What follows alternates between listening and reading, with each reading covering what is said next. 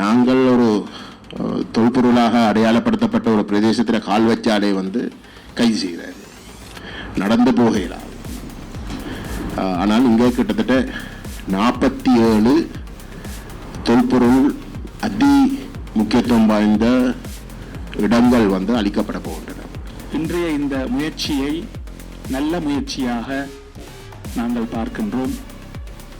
குறிப்பாக தமிழ் தேசிய பரப்பிலே கட்சி அரசியலை கடந்து சிந்திக்கின்ற, கலந்துரையாடுகின்ற, செயல் வடிவத்திலே சில செயற்பாடுகளை முன்னெடுக்கின்ற ஒரு முயற்சியை யாழ் ஊடக அமையம் ஒழுங்குபடுத்தி இருப்பது மிகவும் பொருத்தமான ஒரு விடயமாக, வரவேற்கத்தக்க விடயமாக அமைந்திருக்கிறது.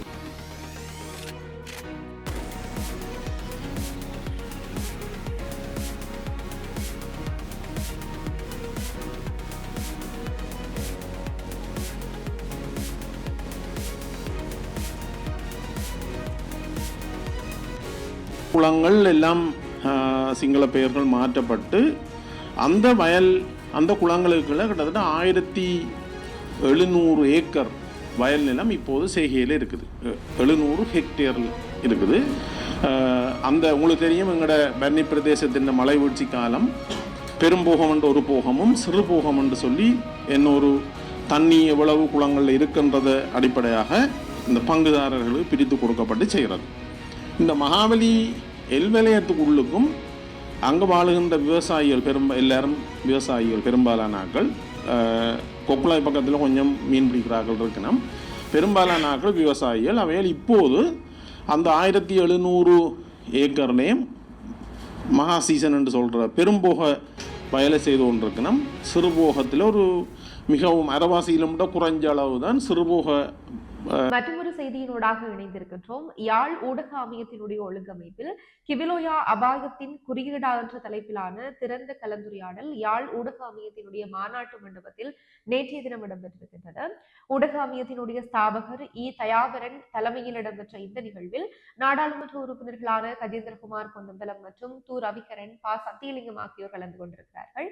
அது மட்டுமன்றி முன்னாள் நாடாளுமன்ற உறுப்பினரான சுரேஷ் பிரேமச்சந்திரன், தவத்திரு வேலன் சுவாமிகள், சட்டத்தரணி ஐங்கரன் குகதாசன் மற்றும் யாழ் பல்கலைக்கழக கலைப்பீட பீடாதிபதி எஸ் ரகுராம், யாழ் பல்கலைக்கழக மாணவர் ஒன்றிய பிரதிநிதிகள், எல்லை கிராமங்களைச் சேர்ந்த மக்கள், சிவில் சமூக அமைப்பினுடைய பிரதிநிதிகள், ஊடகவியலாளர்கள் அப்படின்னு சொல்லி பலரும் கலந்து கொண்டிருக்கிறார்கள். பிற்பகல் 2 மணிக்கு ஆரம்பமான இந்த கலந்துரையாடல் கிவிலோயா திட்டத்தினூடாக தமிழ் மக்களினுடைய நிலங்கள் அபகரிக்கப்படுகின்ற விவகாரம் மற்றும் சுற்றுச்சூழல் பாதிப்புகள், ஜானை மனித மோதல் போன்ற பாதகமான விளைவுகள் தொடர்பாக ஆராயப்பட்டதோடு இந்த திட்டத்தினூடாக அரசாங்கம் அடைய நினைக்கின்ற மறைமுக இலக்குகள் தொடர்பாகவும் ஆராயப்பட்டிருக்கின்றது.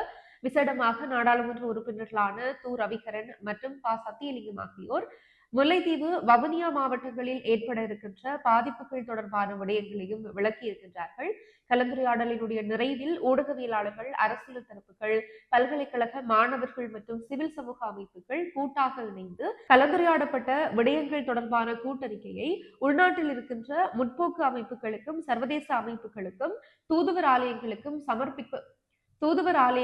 சமர்ப்பிப்பது அப்படின்னு சொல்லியும் முடிவெடுக்கப்பட்டிருப்பதாக தெரிவிக்கப்படுகின்றது.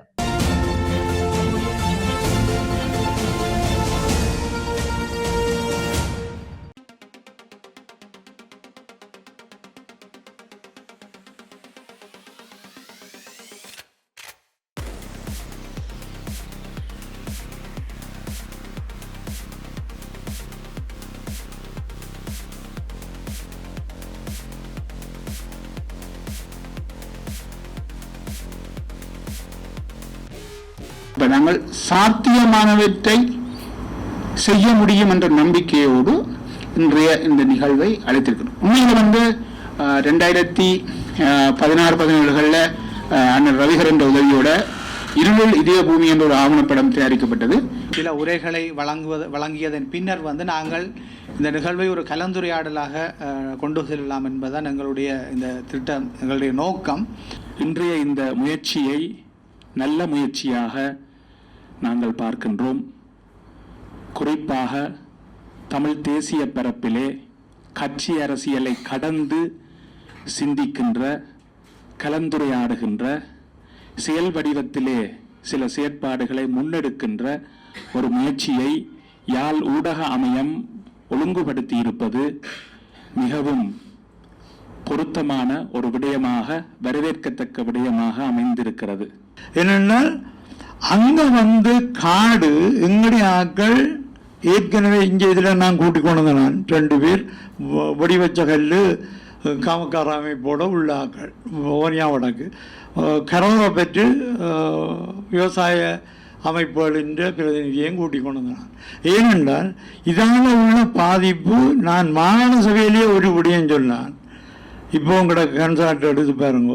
கொக்குழாயில் விகார கட்ட உரியால் விகார கட்டினா நல்லூருக்கு விகார வருமென்று சொன்னான்.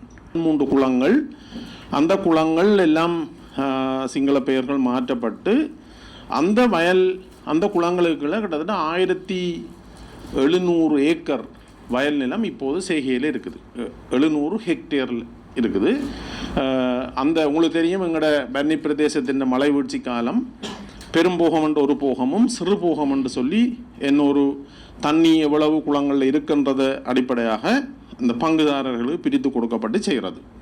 இந்த மகாபலி எல்வலயத்துக்குள்ளுக்கும் அங்கே வாழுகின்ற விவசாயிகள் எல்லாரும் விவசாயிகள், பெரும்பாலான ஆக்கள் கொக்குளாய் பக்கத்தில் கொஞ்சம் மீன் பிடிக்கிறார்கள் இருக்கணும்.